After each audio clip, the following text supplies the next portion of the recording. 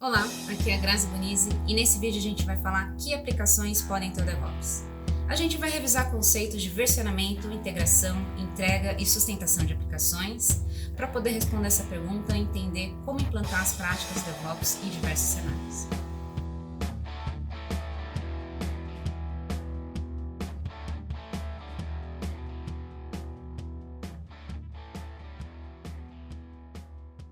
De todas as disciplinas DevOps, tem três que eu considero que são os pilares. Até porque, ainda que a empresa tenha as outras práticas muito bem desenvolvidas, ela não vai ver real vantagem se ela não tiver um bom versionamento de código, integração contínua e entrega contínua.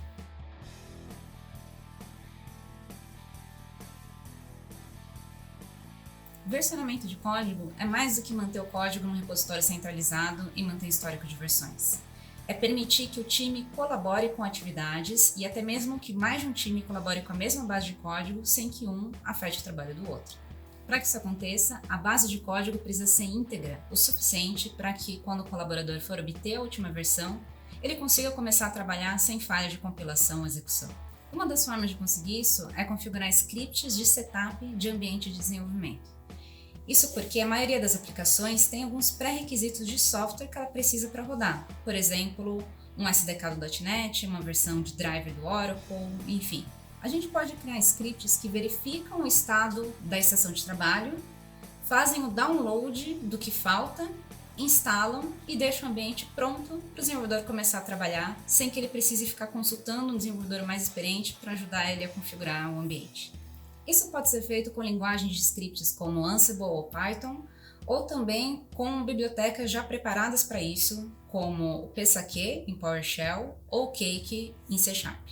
Outro ponto é deixar a base de código livre de arquivos desnecessários. Isso, no Git, a gente consegue configurar via gitignore, que é um arquivo que a gente vai informar quais são os arquivos que a gente não vai enviar para o servidor. Por exemplo, quando a gente compilar uma solução, a gente não quer que os binários gerados sejam commitados, até porque isso aumentaria o tamanho da base de código e deixaria o processo mais lento de envio e obtenção de código.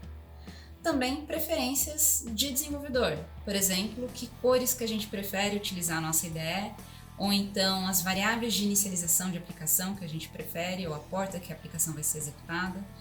Tudo isso parece exagero, mas pode acabar gerando falhas de compilação e atrapalhar o dia a dia de desenvolvimento.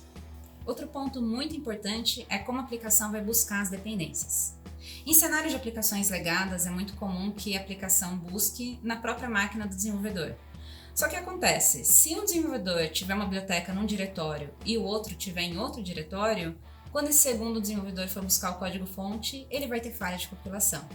Então, para resolver isso, a gente precisa buscar sempre de um repositório centralizado. E mais do que isso, a gente precisa especificar a versão que a gente quer dessa dependência. Até porque, numa solução complexa, a gente vai ter várias aplicações que podem ler versões diferentes da mesma dependência. Então, se a gente não faz esse tipo de gestão e sobrescreve a dependência como a versão mais atual, sendo que tem aplicações que ainda precisam da anterior, a gente vai ter falhas no mínimo de execução. Com isso, a gente permite que um desenvolvedor obtenha a última versão do código-fonte, compile e execute a solução na sua máquina sem maiores problemas. Mas para ir além e começar a falar sobre integração contínua e entrega contínua, a gente precisa manter a base de código livre de valores específicos de ambiente e valores confidenciais. Primeiro, porque isso é uma falha de segurança. Segundo, ainda que esses dados estejam encriptados, a natureza desses dados muda muito. Então, pode ser que uma variável, um valor, um usuário, uma senha seja alterado em determinado ambiente e a gente não vai querer ter que voltar no código-fonte e alterar esse valor, compilar de novo e fazer todo o processo de entrega por causa de uma configuração que foi alterada.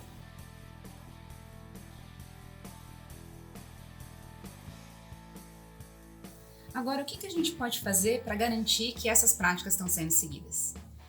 Bom, a gente pode criar um processo de integração contínua que vai monitorar a base de código e verificar alguns critérios. Por exemplo, se o código compila, se ele passa nos testes, se ele está cumprindo alguns requisitos de segurança e padrão de código, enfim, tudo que o time estabelecer como critério de uma base consistente. O processo de integração contínua funciona mais ou menos assim. É um serviço que vai rodar no ambiente, seja uma máquina virtual ou um servidor físico, que vai se comunicar com uma base de código, por exemplo, o GitHub.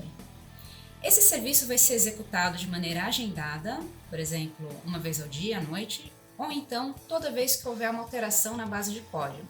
É interessante a gente escolher ambientes que vão atender um mínimo de pré-requisitos para compilar a aplicação. Por exemplo, ter o sistema operacional mais adequado para aquela aplicação, ou requisitos de hardware, por exemplo, memória, CPU e o que a aplicação precisar. Da mesma forma que a gente recomenda ter um script de setup de ambiente de desenvolvimento, é legal ou aproveitar esse script ou criar um próprio para o processo de integração contínua. Assim, a gente vai conseguir configurar esses ambientes muito facilmente e se precisar descartar um e adquirir novos, esse setup vai ser bem rápido. Depois de verificar a consistência da base de código, o fluxo de integração contínua pode empacotar a solução e deixar disponível para entrega.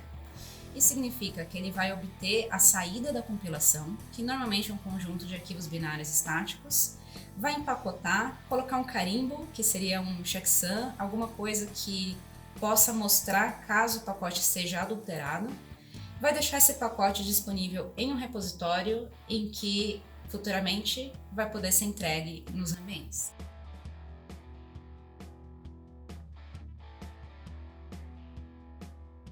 O fluxo de entrega contínua é responsável por obter o pacote e fazer a publicação nos ambientes necessários. A execução dele pode ser agendada e periódica, assim como de integração contínua, ou toda vez que houver uma mudança no artefato. Ou seja, toda vez que tiver um pacote novo, ele automaticamente vai publicar em um dos ambientes, que daí que vem o conceito contínuo da coisa. Ele é um serviço e ele pode ou ser responsável por obter o pacote e enviar para os ambientes de deploy, ou ele pode ser executado dentro do ambiente de deploy e buscar o pacote e instalar no próprio ambiente. Esse serviço tem mais a função de transportar o pacote para onde ele tem que ir do que modificá-lo, já que o pacote não pode perder a integridade. O máximo que a gente pode fazer é combinar com as configurações do ambiente que ele vai ser executado. Normalmente, o fluxo vai prever alguns estágios de deploy até chegar em produção. Por exemplo, desenvolvimento, homologação e produção. E nesse fluxo é possível configurar critérios para que ele seja ou não deployado naquele estágio. Por exemplo, em desenvolvimento pode ser contínuo. Em homologação, sob aprovação do time, sobre alguns testes de integração também. Em produção, só com a aprovação de um grupo muito específico de pessoas. Por exemplo, a gente vai criar um fluxo de integração contínua vinculado à base de código. Toda vez que tiver uma alteração na base de código, a gente vai disparar esse fluxo, que vai obter a última versão, compilar, fazer todas as verificações necessárias para garantir que essa base de código está consistente. E se tiver, a gente vai gerar um pacote que vai ser vinculado à versão de código que disparou esse fluxo e também o fluxo de entrega contínua vai obter esse pacote e iniciar o fluxo de deploy, começando por desenvolvimento. Nesse caso, o deploy vai ser automático, ou seja, assim que tiver um pacote novo, ele vai automaticamente para esse ambiente, combinando o pacote com as configurações do ambiente de desenvolvimento. Assim que estiver disponível, o time vai poder testar e, quando estiver confortável, vão fazer a aprovação para que ele seja publicado no próximo ambiente, que é a homologação. Então, o time responsável pela homologação vai acessar o ambiente, fazer todos os testes necessários e, quando estiverem confortáveis, eles vão aprovar para que seja publicado em produção. O pacote que foi validado em desenvolvimento é o mesmo que foi validado em homologação e é o mesmo que foi publicado em produção. Então, o que ele validou no ambiente anterior vai continuar funcionando no próximo, a menos que tenha algum problema no ambiente em que ele está sendo executado. Dessa forma, a gente consegue isolar o problema e facilitar o troubleshoot. Também observem que a versão do pacote está vinculada com o processo de integração contínua, que está vinculado com uma versão de código. Existe um rastreamento e a gente consegue, inclusive, identificar quais foram as funcionalidades envolvidas que estão dentro de determinado pacote em um ambiente. Com tudo isso, a gente consegue facilitar a colaboração e a entrega do software. Mas o que a gente pode fazer para facilitar a sustentação?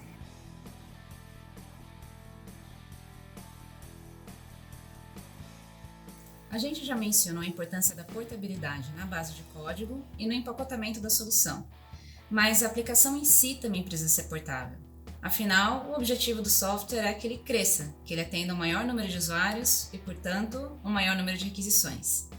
Para atender essa alta demanda, a gente precisa poder escalar a aplicação horizontalmente e não só verticalmente.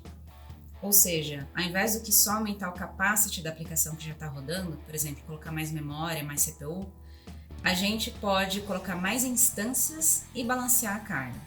Isso é interessante porque permite a elasticidade, que é aumentar o número de instâncias ou diminuir conforme a demanda. Por exemplo, um e-commerce que tem um número médio de acessos, mas que durante datas comerciais ele vai ter uma demanda maior. Dependendo da plataforma que a gente utiliza, a gente consegue configurar isso automaticamente, ou seja, o esforço operacional é menor, e também a gente pode ser cobrado pelo uso, ou seja, no período de maior demanda a gente vai ter um custo mais alto e no período comum a gente vai ter um custo mais baixo. Mesmo com ambientes on-premises, a gente consegue ter um uso mais efetivo do ambiente, porque em períodos com baixa demanda, os recursos de infra vão estar disponíveis para outras aplicações. Quando a gente faz a escala vertical, isso tende a ser definitivo. Quando a gente modifica uma máquina virtual para aumentar a capacity e atender uma demanda maior de uma aplicação, ainda que a demanda diminua, esses recursos vão continuar disponíveis para essa aplicação. Então a gente tem um aproveitamento menor da infra e um custo menos efetivo. Outro ponto fundamental para a sustentação é que a aplicação forneça logs de qualidade. E esses logs devem ser coletados, centralizados e disponibilizados para o time inteiro. É muito comum que empresas que têm um ambiente mais restritivo não permitam acesso dos desenvolvedores à produção, mas pelo menos aos logs eles precisam ter. Outro recurso que ajuda muito a sustentação da aplicação é a implementação de health checks, que é um procedimento que vai verificar se a aplicação tem tudo o que ela precisa para rodar. Por exemplo, conectividade e permissionamento com todos os serviços que ela depende. Isso é diferente de só verificar se a aplicação está no ar ou não, porque a gente pode acessar a página inicial da aplicação e ver se ela está respondendo positivo. Agora, o health check ajuda a isolar problemas de aplicação ou de ambiente. Isso não só ajuda na sustentação da aplicação, mas também durante o processo de validação, porque a gente está promovendo o pacote em alguns estágios até chegar em produção. E é interessante que, caso tenha algum problema, a gente descarte rapidamente a possibilidade de ser algum problema de ambiente. Por mais que dê para identificar esse tipo de coisa via log, é mais ágil se for para o health check. Outra coisa, quando o health check não é bem implementado e se tem alguma suspeita de que tem algum problema no ambiente, o operador acaba tendo que acessar o ambiente que a aplicação está sendo executada para fazer o diagnóstico. Isso tudo é um esforço operacional que poderia ser poupado. Uma forma de implantar todos os conceitos que a gente viu até agora é seguir a metodologia 12 Factor Apps. Essa metodologia foi criada pelo time da Heroku, com base em lições aprendidas que o time teve durante o desenvolvimento e a sustentação da plataforma. Ela é amplamente utilizada no mundo para explicar os conceitos DevOps, e esses fatores são tão relevantes que até mesmo algumas tecnologias, como o próprio .NET Core, têm eles embutidos. Eu não vou me aprofundar demais nesse assunto, mas vou deixar algumas recomendações na descrição do vídeo, caso vocês queiram conhecer mais.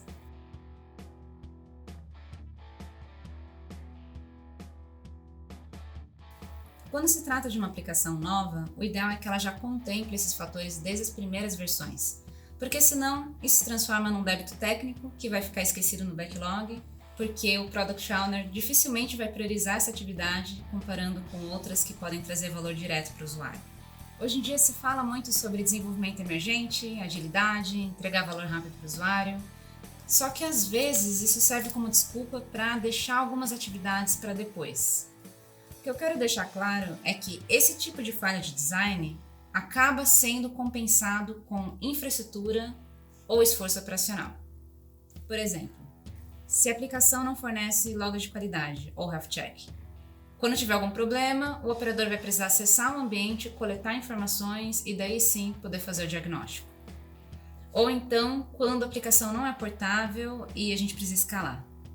A escala vai ser vertical, o que vai gerar mais custo de infra. Desenvolvimento emergente não é desculpa para desconsiderar esse tipo de conceito e as aplicações deveriam ser portáveis e sustentáveis já nas suas primeiras versões. O que o time precisa entender é que o custo para desenvolver ou então para corrigir aplicações para que elas se tornem portáveis e sustentáveis é muito menor do que o custo gerado quando isso não é feito, tanto operacionalmente quanto com recursos de infraestrutura. Isso tudo além do desgaste entre desenvolvimento e operações, ou então até mesmo com usuários finais, porque eles vão demorar mais para ter a solução dos problemas. No caso de aplicações legadas, a coisa fica um pouquinho mais complicada. Isso porque, às vezes, uma alteração pequena pode causar uma série de efeitos colaterais. E, normalmente, aplicações legadas são extremamente vitais no ecossistema de soluções da empresa. O que eu recomendo é começar pelas práticas básicas. Ou seja, primeiro no versionamento de código, dá uma olhada, ver se tem valores hard-coded, daí centraliza esses valores, faz com que a aplicação leia de variáveis de ambiente. Também olhar para ver se não tem referências apontando para a máquina local, substituir para apontar para um repositório centralizado, configurar aquele script de setup de ambiente de desenvolvimento para que também possa ser usado pelo fluxo de integração contínua. E depois dessas etapas serem cumpridas, a parte de entrega vai ser mais fácil, porque daí é pegar o pacote e combinar com as configurações do ambiente.